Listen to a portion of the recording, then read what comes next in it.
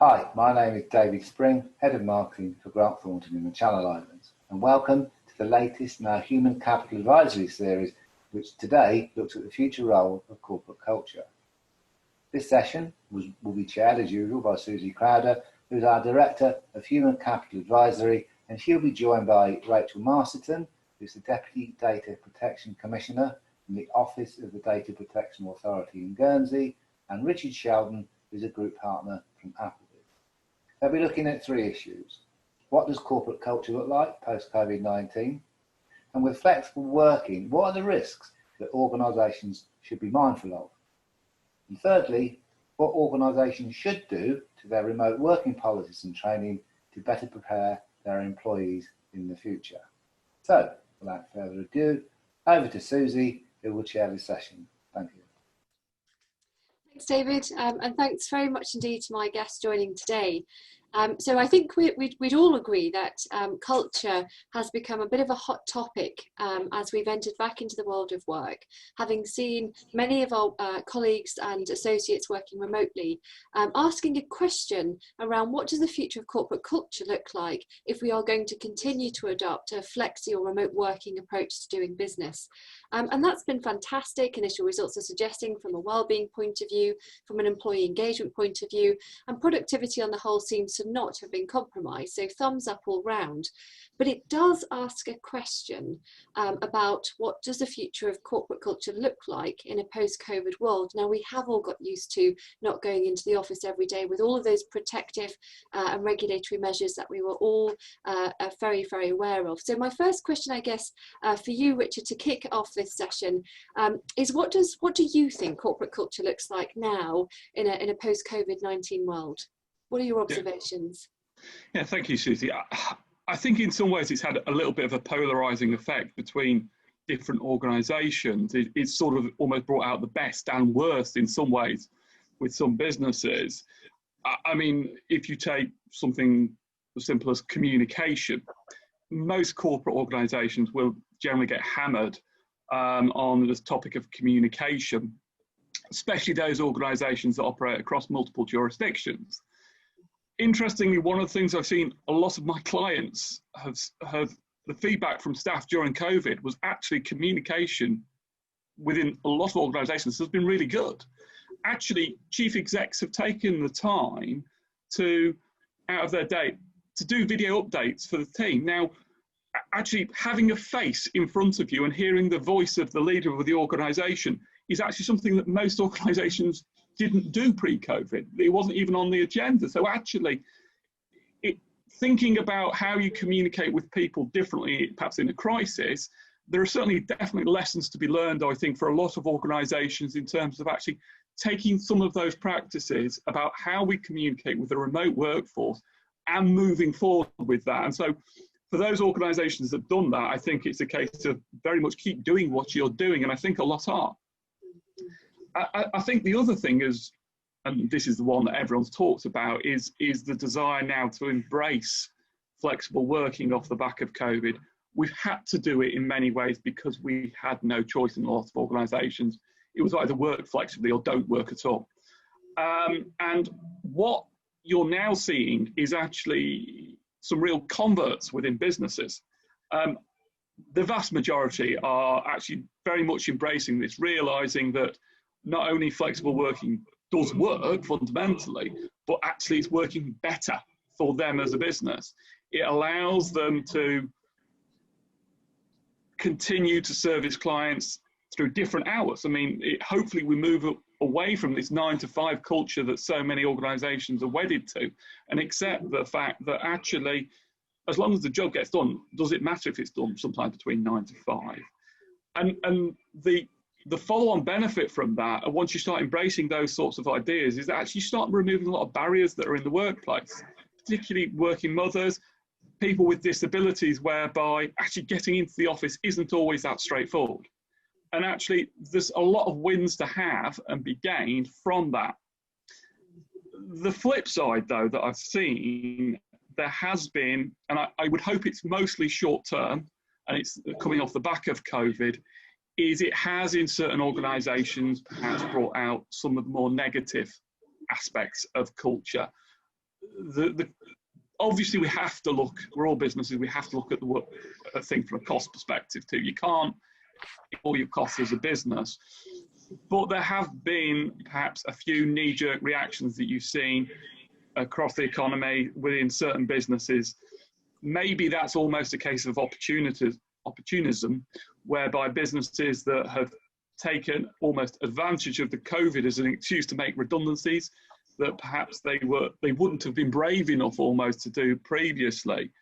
And you have seen a little bit of that. So generally good, but there have definitely been a few negatives for me in terms of cultural piece. Yeah, brilliant. Thanks, Richard. And Rachel, over to you now. What are your observations sort of corporate culture in a post-COVID world? What does that look like from your perspective? I think the points raised about communication are key to any culture, post-COVID or otherwise. And it's great for those organisations that have embraced the good comms and have got senior management and senior leadership on board, and people, staff members being able to see what's going on in organisations, and the increased push around that has probably been helpful from that point of view. I think my concern before or as lockdown has started was all these people working in their bedrooms feeling isolated, and if that's not the experience across the board, then that's great, and that helps where you've got a strong corporate culture, where you've got support. That helps staff well-being, productivity, and also governance, because people are understanding why they're doing what they're doing, the safeguards that are in place, seeing how those transfer from the physical aspects in the workplace to it when you're doing things at home, and putting their hands up and saying when something goes wrong, seeking support, and those organisations with a good supportive culture have been able to work through any potential difficulties and be aware of what's going on in a way that where culture is perhaps not so strong or not so supportive, that may become more difficult when people are working remotely.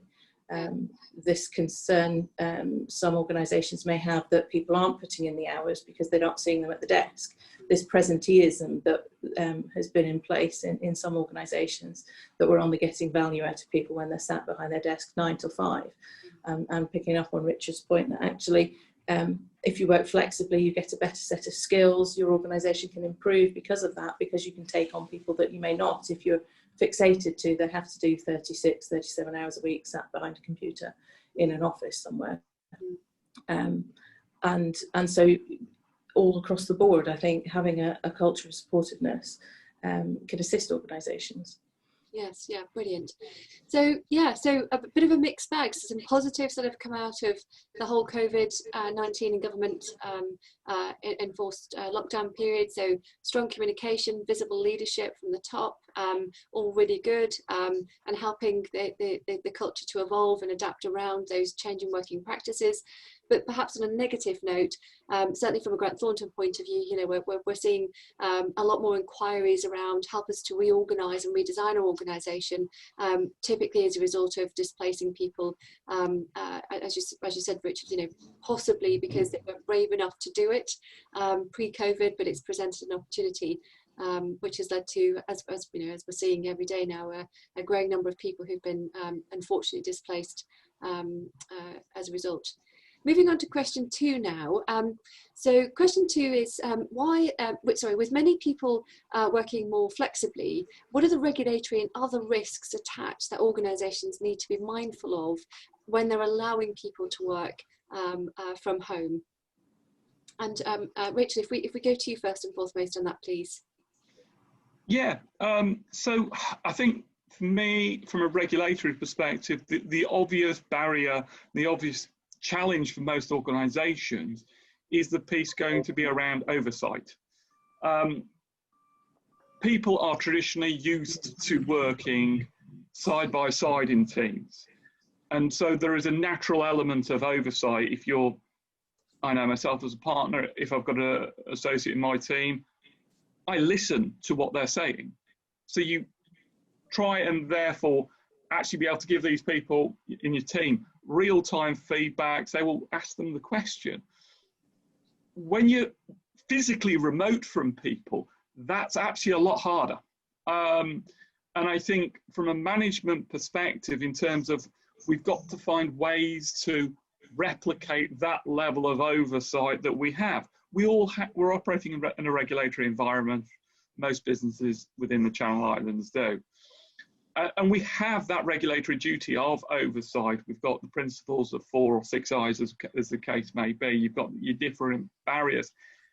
How do we and how can we replicate that same level of protection and ensuring we have those safeguards? And I think a lot of that comes down to how we manage people and how we interact with people on a daily basis. I think, come back to something Rachel said earlier, it sort of feeds in from the isolation piece. The isolation piece has 2 very negative consequences from someone sitting in their bedroom, as I am at the moment. On the one hand, obviously that person can be isolated. They don't have the support. That's not great from a well-being perspective. But also when they're isolated, they're not getting the help that you need as part of the oversight piece. And so how do you replicate that? There are things that organisations are doing, and we are all learning actually as we go, and we have to accept we're learning as we go a little bit with this. But having those touch points throughout the week, throughout the day, whether it's the regular team meetings, so often I think when we're all in the office together, there's a temptation that, well, we've got a team meeting, let's just skip it this week, we all know what we're doing. Actually, we can't do that. If people are working remotely, those touch points like team meetings, like your one-to-ones, become absolutely essential, I think. And we cannot allow, from a cultural perspective, those to simply drop off because we are, quote, too busy. That's part of the job, I think. And so that we have to do that, and we will learn and we will continue to do that. Some people are better at this naturally, because pre-COVID there are a lot of people that were responsible for managing people in different offices. The fact that people are working from home rather than in a different office actually means those people have the skill set to actually continue that. Yeah. Really, it's for the people that are just used to the physical management. I think there are some advantages of that, though, that actually perhaps we do less micromanagement now because we can't micromanage. Actually, what we're doing is proper management, which is the oversight piece, so there are some positives actually of managing people better, managing people smarter, by virtue of the fact we have to do it in that way and we can't just micromanage everything. So I think that's one element of it. The other, from a regulatory perspective, obviously, I think there's a training element here. We have a regulatory duty to train our staff and make sure that they have the skills to deliver. I think there's very much a piece to be done, and I think organisations have adapted to this pretty well and pretty quickly by using things like Zoom as we are today, that actually training is now delivered remotely either by Zoom, or actually it's, rather than have the physical training, it's pre-recorded. There is an element of sort of community training, though, that I still think is important, that actually people learn from others' experiences. And so whilst the pre-recorded training has its place, I don't think it can be replaced entirely. And Zoom still has this advantage, doesn't it, of people can shout out their experiences. And so, okay, it's not maybe as good as getting everyone in a room together, but it's not too far away. And people are getting used to Zoom now. We've all had hundreds of Zoom calls, haven't we, over the last 6 months getting through COVID. Absolutely. And without obviously stealing Rachel's thunder too much, and I'm sure she's about to come on to this, there is the very obvious issue of data security and how we deal with data security from a regulatory perspective. That is the biggest risk, I think, because it's the most obvious one that will go wrong in some organisations. Absolutely. But Rachel, would you like to come in on that that wonderful segue that Richard's created? Not bad, yes. Yes, I think the working from home does pose a number of risks that don't exist in the office space. We're all used to potentially sitting next to other people and having those phone calls that you're trying to deal with someone on the phone or someone else is trying to deal with someone on the phone, and being able to hear what else is going on in the office. But of course, as soon as you go home, that's an entirely different scenario. because it's not people who are signed up to the same confidentiality agreements, who are working to the same processes, who would usually have access to that information that you are in the house with. You're in the house with people from various different organisations potentially, and you shouldn't be having those conversations. And certainly from my point of view, once we closed the office, I think 2 days before lockdown was officially announced, and that night I ordered another desk so that I could put my desk in a different room to my son's desk, so that he could do his homeschooling and his playing computer games, lots of homeschooling, in one room, and I'd be in a different room doing my work, and my other half was downstairs in another room doing his bits and pieces, his work, because otherwise we'd all be sat in the same room, and you do have that problem where I can't have the conversation, and that then impinges on your ability to do the team building, to do the supporting people, but also then causes massive levels of risk where data might be disclosed to people that don't need, shouldn't have access to it. Similarly, printing things out, we've all done it where we've printed something out at work and left it on the printer for a bit, and then somebody's brought it to you afterwards. And in some circumstances that's not great, depending on what the content is, but it's within the organisation, the physical office space, and again, other people have access to similar data. But when you do it at home, of course, it's a completely different matter. So it is thinking about how you're going to work, maybe making a change from the need to have lots of printed bits of paper around and trying to do these things electronically, which myself I found quite difficult, because I do like being able to write and scribble over things. So not having the ability to do that quite so easily, or being wary about the risks that come with that, mean maybe shifting the way work is done, and looking at processes to tighten up where things might be a problem.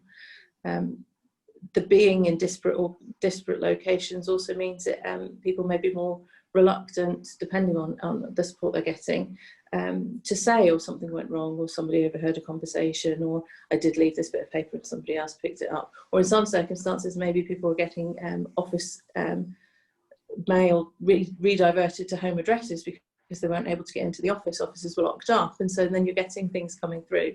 And it's spending time to think about things during the lockdown.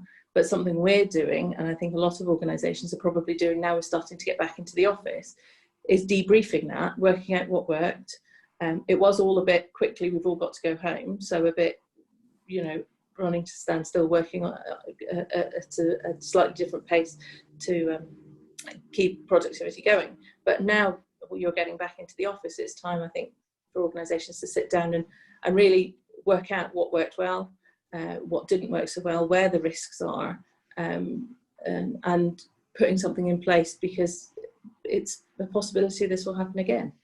And certainly we took a fairly pragmatic approach to regulation during lockdown because of the difficulties this would bring. It may be that that's slightly different if we've all had time to plan for this.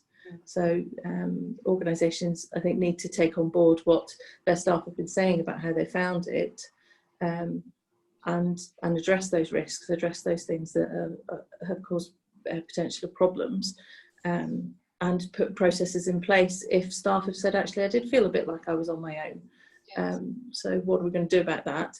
I didn't feel I had somebody I could speak to, perhaps, is feedback that organisations might be getting, and putting in systems so that there is someone that will be able to provide the support in a supportive, in a fair, firm, helpful way, but without the micromanaging that, yes, sometimes crops up in the office, because you can hear every conversation that's going on, and actually in some respects it just goes back to trust, and trusting your staff to do the job that you've asked them to do, and that you've provided them with the information they need to do that, the processes, the procedures, the training, and that trust that they will come forward and say when they realise something has gone wrong, or where there is a potential risk that they think needs to be addressed, and then doing what you can to do that.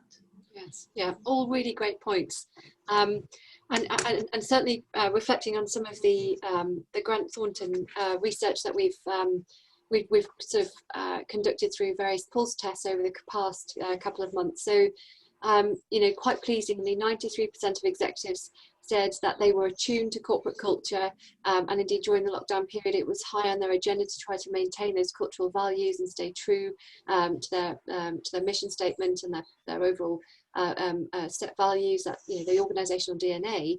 But interestingly, only 69% of those executives were actually measuring how effective they were at actually making sure that their cultural values were brought down through the organisation during lockdown. So that's been quite interesting. But I think the oversight bit is really, really important. There definitely seems to be a mixed bag across the board as to those that were managing those processes and procedures robustly, and those that perhaps weren't, probably because it was also quick, the transition. Again, reflecting on some of the Grant Thornton research we did during lockdown on the wellbeing piece. Again, as we've discussed, you know, if you were living in a small room, basically that became your social environment, your dining room, and now your office. You know, having those clear boundaries and making sure that work was nicely tidied away while your housemates might come in and say hello was often quite challenging for some people, and something I think that we can all reflect on. I think also looking at it from a macro regulatory point of view, you know, organisations like the SCA have for quite some time been talking about the importance of culture, you know, regardless of whether it's in the office environment or remotely, shouldn't be compromised. And we've all been witness to a number of high profile scams or corporate breakdowns over the past decade, where culture has played a massive role in driving that sort of behaviour. And I guess as we all scramble back to the office to try to recoup some of the economic damage that's been done because of COVID, to try to build some resilience back into our cash flow and our balance sheet again, we've got to be careful that we don't start to forget that good practice that we had in place pre-lockdown, and as people transition back, it's sort of reinstated and we don't forget it. So brilliant contributions, thank you. Yeah, so I guess a lot of organisations, as they're debriefing, are sort of asking, so what now what, which leads beautifully onto the final question for today's webinar, I should say, which is how do we think organisations should adapt their remote working policies and training to prepare employees for the future of work from a data protection point of view, a more broader compliance point of view, and a regulatory conformance point of view. Richard, if we go to you first, please. Yeah, I think really a lot of those just build off a lot of the things that Rachel and I have already sort of discussed, insofar as there's a massive piece of lessons to be learned from this. And to be frank, if you don't learn your lessons off the back of what we've all just been through, or in some cases are still going through, then quite frankly, you don't deserve to still be in business, because there will still be people, there will still be casualties, unfortunately, in businesses. A lot of businesses are still struggling. But I think there are some important lessons. Starting, first of all, with the sort of information security, data security piece.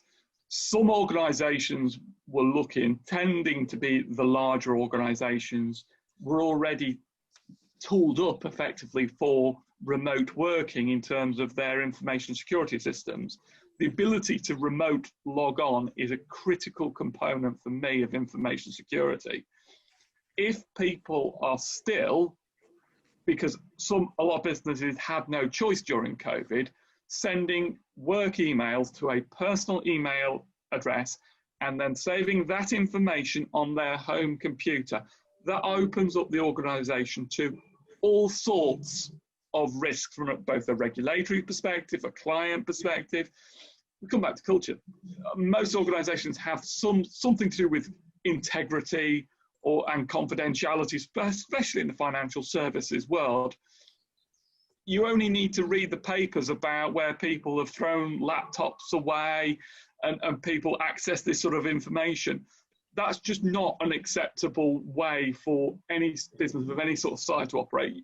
Yes, we understand COVID was different. It was an extreme emergency, and therefore I'm sure if someone comes before Rachel might understand that some businesses had to react just to survive. But you've got to learn your lessons now, and you've got to be ready for next time. And I think most people view there probably will be a next time of some form, that you have that proper remote access, whether it's Citrix or any other similar product. They're out there, they're available, you've got to get it set up. I think that has to be a no-brainer for me as a number one. I think the other one is and Rachel again mentioned it, the issue of paper. Now, paper after email is probably the second biggest data risk. Email is always the first problem you always get across to. The next one is then paper after that. Actually, certainly I can talk from a personal perspective, I have changed my working practices to go to a much more paperless environment.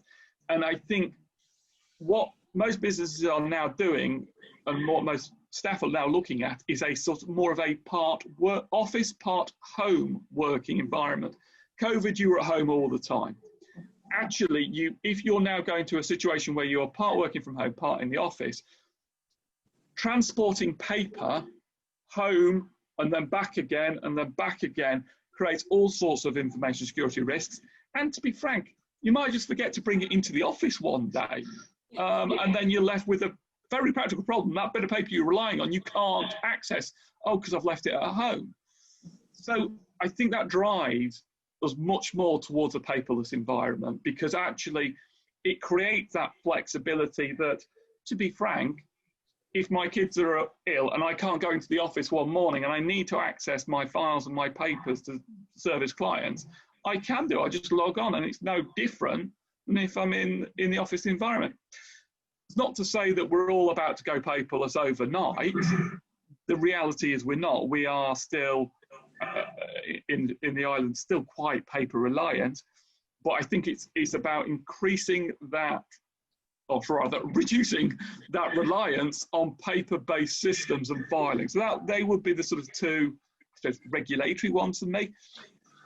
The other one, in terms of adapting policies, and actually it's slightly more of a left field one actually, which is how we interact with people, especially when they are working from home, almost from a social perspective. We talked a lot about the isolation piece. One of the things most of us have done is some variant on a Zoom quiz, quite frankly, or something similar, some sort of Zoom related social event in order to keep in contact during COVID. They were great for a number of reasons, because actually it was an opportunity for a lot of people who were isolated to talk about anything other than work, and to anyone other than perhaps their partner, which was sometimes great, sometimes not, depends where you are. The one great thing, though, I think about those sorts of events was inclusivity, because actually anyone and everyone can go to those. It's not just those. So if we all go back to the traditional sports and social events on a Friday evening where everyone just goes off to the pub, actually, well, what about the people that don't work Fridays?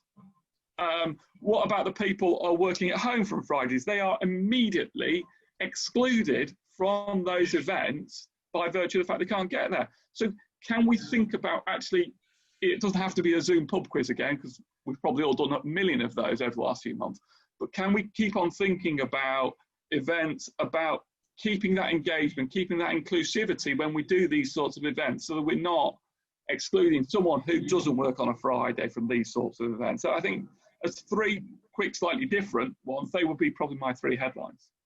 Brilliant, great, super. Thanks, Richard. And Rachel, your perspectives, please.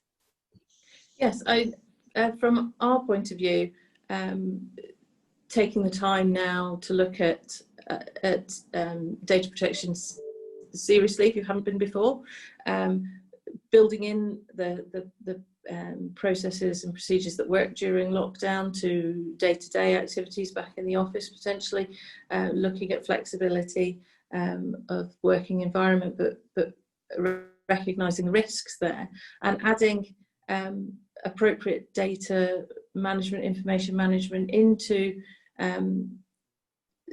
from the top of the organisation down, so into your culture, that this is just the way things are done now. Is we always think about the requirements from a data protection point of view. I have a dream, Susie will know, I think she was at the seminar where I announced it previously. I have a dream, it's not as exciting as some people, other people's dreams, but that we get to a day where people just people don't do data protection. It ceases to be something that they take out of the cupboard, spend half an hour doing, and then putting back again and going, well, we've done that for the year, we're all right. That it just becomes part of the organisation's culture, so that we can respond in different ways to different pressures that there are. And if you do that all through the organisation, then people will be able to come forward with concerns they've got, or that processes will need to change because of risks they've identified. There'll be those will be addressed. They'll realise they've got senior leadership support for that, board support for that, that things are on the risk register and it's being taken seriously. And it becomes a good way, just a part of being a good business, being a good organisation, is taking care with your assets, and you do it with other things. Those physical assets you can properly see. Granted, a lot of the paper filing, again, you can see, but treat it properly as an asset. This is something that your organisation benefits from. So treat it well, in the same way that you wouldn't want your IT equipment to be compromised. Well, think about data and make sure people are aware of how that works. And I think it is time to sit down and think about policies and procedures we have in place and the big risks that we've seen in the past. I know, I will confess, our organisation didn't have a self-isolation policy in January this year. It does now. Taking time to think about those different things. So how are we going to deal with risks? If staff do leave the island, what are we going to do when they come back? Because there were those sorts of situations where, yes, we're all back in the office, but if somebody has to go to the UK for any reason and they come back and they're doing their 7 days or their 14 days, they're at home, they're then possibly the only one from the office who's at home. So going back to this isolation thing, it's an interesting feeling when you're all sitting at home on your own and going, well, we're all in the same boat, but then being the only person outside the team who sat at home on their own and the team are still getting on at work. Then I think, yes, making sure people remember that they are part of a team, that there's an organisation that cares about them and values their contributions, so that it's an open and honest organisation, and that they do deal with all regulatory risk in an appropriate and informed way, rather than just hoping it doesn't raise its head, and that they get away with just tick box exercises once a year, so they can show the auditors, or for that occasion when a letter from us may drop on the doormat, or more likely in your inbox these days, to say something's come up, can you provide us with the information we need to understand this? So yeah, building it in will be the way forward, I think, for our point of view. Brilliant, really great comments from both of you, for which thank you. I think what's come to light for me during this whole experience is that I think culture, now is the time that I think culture needs to feature as a boardroom KPI that does sit as a strategic agenda item for the firm, that embraces a lot of this good practice as you've identified from a data protection point of view, and indeed from a wider regulatory point of view, and from a wider sort of well-being and inclusive and collegiate workforce perspective. Because I think some of the points you made, Richard, were absolutely spot on. That we perhaps haven't always been really all that inclusive when it's come to getting everybody around the table and making sure that everybody's got a chance to contribute and to have a voice and to be heard, whether that's from a training development point of view or from a concern point of view. And I think, Rachel, I love the idea and the vision, the dream of making things like data protection provision just everyday part of our life, as if it's a very normal thing to be mindful of and to be doing in practice. And I harbour the hope that actually, as we cast our minds back over the past couple of months, which have been quite extraordinary, we do embrace this notion of becoming a learning organisation in every sense, and we can take a lot of really good stuff out of that. So I think, I guess the outcome of this for me would be, let's try and encourage organisations to really think hard about putting culture on the boardroom agenda, and how to take it a bit more seriously, and see it as a great opportunity across all levels that we've talked about today, but mindful of the risks, of course, of not getting it right from a very genuine and implementation point of view. Wonderful. Thank you hugely, Richard and Rachel, for your time today. This webinar will be featured across social media as a podcast, and you can find it on Apple and Spotify, and indeed across the usual social media channels. Huge thank you to both of you, and enjoy the rest of the day. Thank you. Thank you. Thank you so much.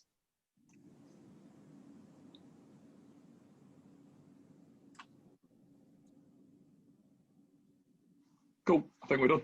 Okay. Yes, I didn't know if David was coming back in, but okay. I didn't either, so I just sit still and say nothing. All right. It is that awkward bit that we've still not navigated, isn't it? About when's the end of a Zoom meeting, and do you wave until you switch off, and do you wait for the owner to do it? Exactly. I still join every Zoom meeting, start talking without unmuting myself. Yeah, that's every single time. I'll learn one day, but not anytime soon. It will, yes. It will just become the way things are done, but there we go. Right, well, good to see you. Cheers, Take care. Bye. Bye.